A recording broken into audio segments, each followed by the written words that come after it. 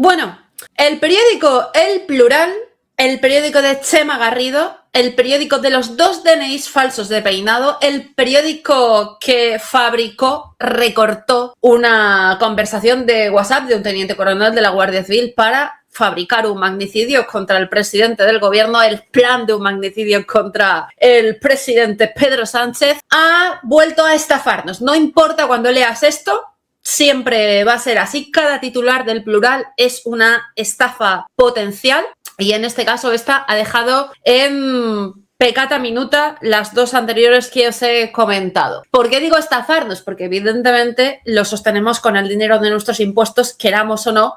No es que lo leamos, no tenemos ningún trastorno cognitivo, por lo menos grave, que nos impulse a consultar este panfleto como una fuente de veracidad y rigurosidad política, social y judicial, pero hay gente que sí, los 4 gatos, la madre del director, me imagino, el presidente del gobierno y todos aquellos que pretendan dibujar dianas contra enemigos políticos. Para eso el Plural sí que es bastante útil, el Plural y cualquier otro medio de comunicación que viva y dependa exclusivamente de las subvenciones políticas por parte de los gángsters que están en Moncloa y que por supuesto las pagan con nuestro dinero. Bueno, ojo al titular que publica con fecha 29 de diciembre del 25, o sea, hoy a las 10:25 de la mañana. Creo que lo han vuelto a republicar porque esto lo leí el viernes y no di crédito. Dicen esto: el Supremo, el Tribunal Supremo, ya sabéis que es el foro judicial, la instancia en la que se ha procesado, juzgado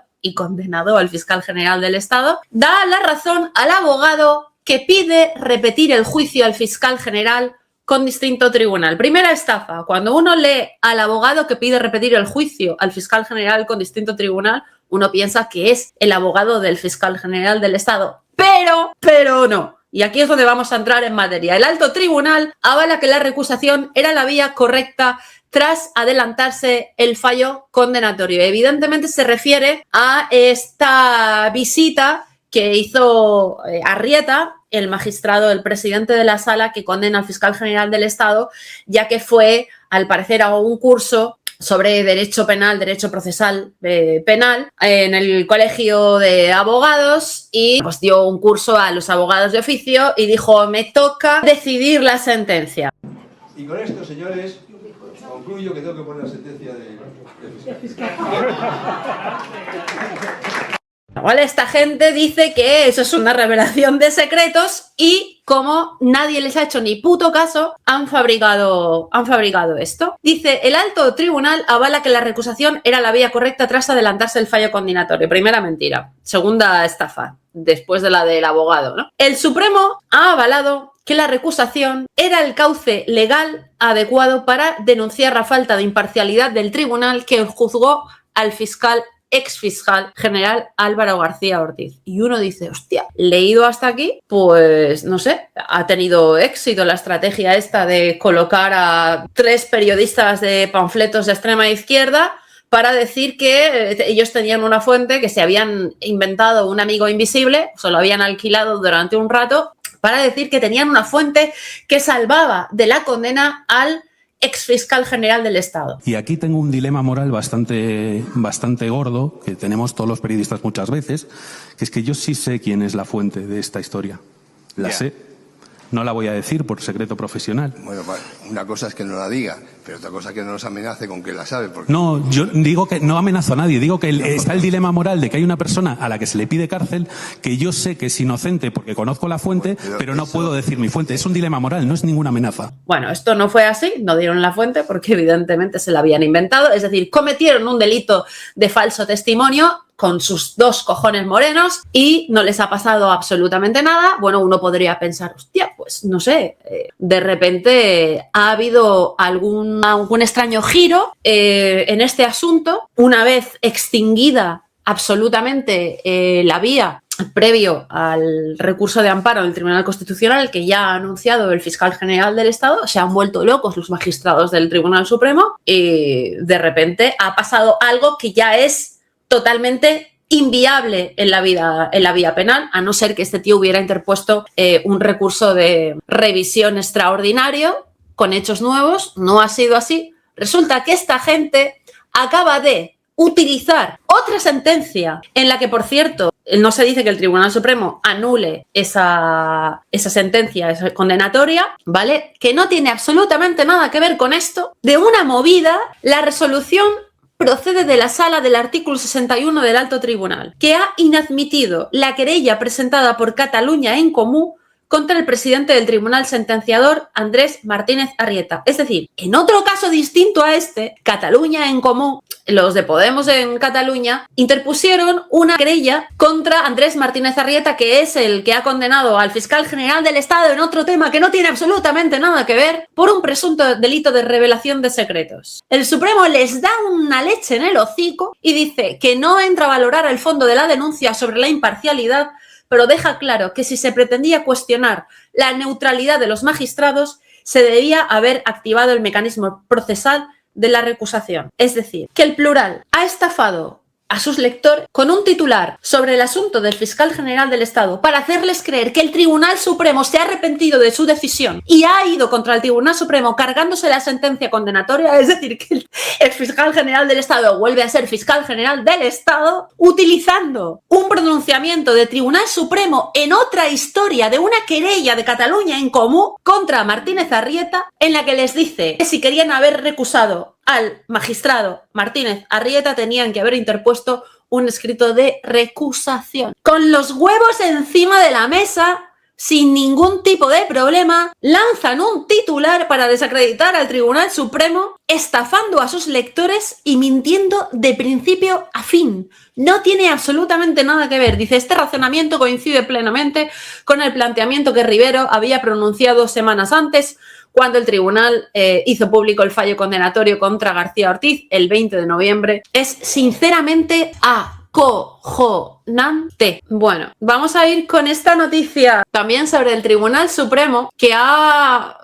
Mirad, no sé, yo me desespero cuando leo estas cosas. Ha reparado en parte una injusticia contra un individuo, un ciudadano común, pero que representa ese 0,01% de casos en los que la izquierda dice que las denuncias son falsas y fíjate que siempre acabamos conociéndolos y en el 90% de los casos hay envuelto un socialista, ¿no? Acordaos de esa denuncia falsa que interpuso contra López Aguilar, el hacedor de la ley, de la inconstitucional ley contra la violencia de género de 2004 del gobierno de Zapatero, que también fue denunciado en aquel momento y que dijeron pues que era una denuncia falsa, luego le ocurrió a Rejón. Bueno, siempre acabamos conociendo alguna, ¿no? Bueno, pues esta es de un ciudadano particular y dice así: el Tribunal Supremo enmienda una denuncia falsa. La mujer se autolesionó y el hombre fue condenado sin pruebas. El Supremo advierte de la necesidad de investigar los casos y de que se aporten pruebas. El hombre fue condenado solo por el testimonio de la mujer. Y dice así: el Tribunal Supremo ha absuelto a un hombre condenado por Biogen después de que la mujer haya reconocido en sede judicial en 2024, en otro asunto, que se autolesionó con el único objetivo de culparlo. Todo esto después de haber conseguido la condena para este señor en 2016. Se autolesionó, hizo un parte de lesiones y le jodió vivo y a este hombre le condenaron. 2016, estamos casi en 2026. Lo sorprendente es que la Fiscalía intentó evitar el recurso después de que la mujer reconociese los hechos. Este hombre es condenado en primera instancia en 2016, es condenado, se va a la audiencia provincial. Entiendo que la audiencia provincial, aunque no lo dice aquí, lo condena porque es la vía, la instancia por la que necesitas pasar hasta llegar al Tribunal Supremo, el pertinente recurso de casación. Si te lo admiten, y tienes la pasta para hacerlo, te vas al Tribunal Supremo y te revisa la condena. Bueno, pues la Fiscalía, en este caso, intentó cargarse el recurso después de que la mujer reconociese los hechos. La Fiscalía del Tribunal Supremo. Un juzgado de violencia contra la mujer condena en 2016 a un hombre tras la denuncia de su pareja, argumentando únicamente el valor del testimonio de la mujer y de un informe médico que avalaba las lesiones que había sufrido la misma. Sin embargo, la supuesta víctima reconoció en sede judicial en 2024 que su testimonio había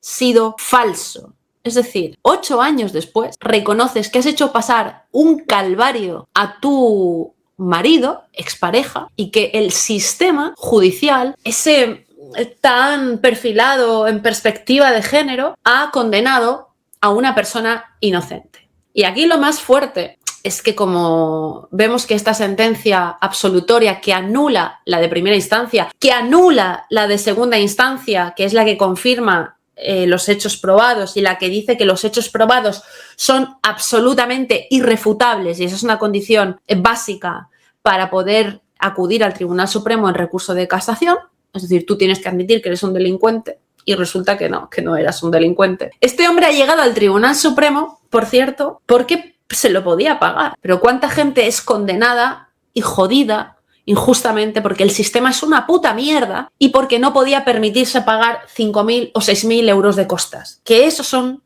las costas que uno tiene que abonar, costas promedio que uno tiene que abonar en el Tribunal Supremo y en la Audiencia Provincial, si quiere que se haga justicia. O sea, un tío que debería de tener derecho a que el Estado y el sistema judicial le indemnicen por daños irreparables, absolutamente irreparables, solamente ha podido llegar hasta aquí, ha visto de alguna manera resarcido y reconstituido su honor porque se lo ha podido pagar. La pregunta es, ¿cuánta gente, cuántos inocentes hay condenados por estas brujas, ¿no? Bueno, en una sentencia a la que han tenido acceso a libertad digital, el Supremo explica que el juzgado solo otorgó valor acreditativo a la única información primaria de la que se dispuso, esto es, el testimonio de la denunciante y el informe médico de las lesiones. Por el contrario, el acusado, que había negado los hechos, denunció a la mujer por falso testimonio y ésta reconoció en el juicio haberse inventado el maltrato. Está claro. Le condenan en primera instancia a él, le condenan en segunda instancia y entre medios el tío inicia un proceso judicial aparte por falso testimonio en el que probablemente aportaría algún tipo de prueba irrefutable, algún audio, algún vídeo o el testimonio de una persona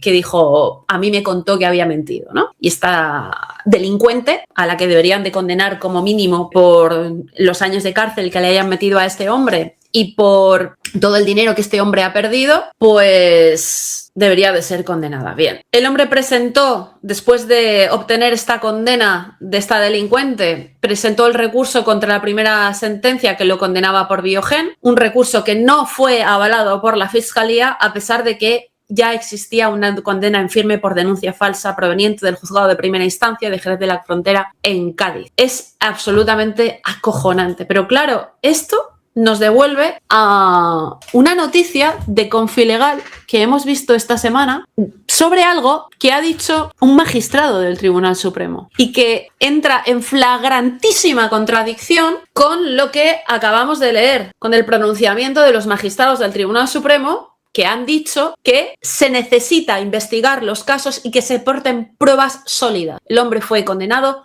solo por el testimonio de la mujer. Pero claro, te vienes aquí y acabas de flipar, porque esta es la noticia. El magistrado Antonio del Moral pide eximir de declarar bajo juramento a la mujer que denuncia por violencia de género.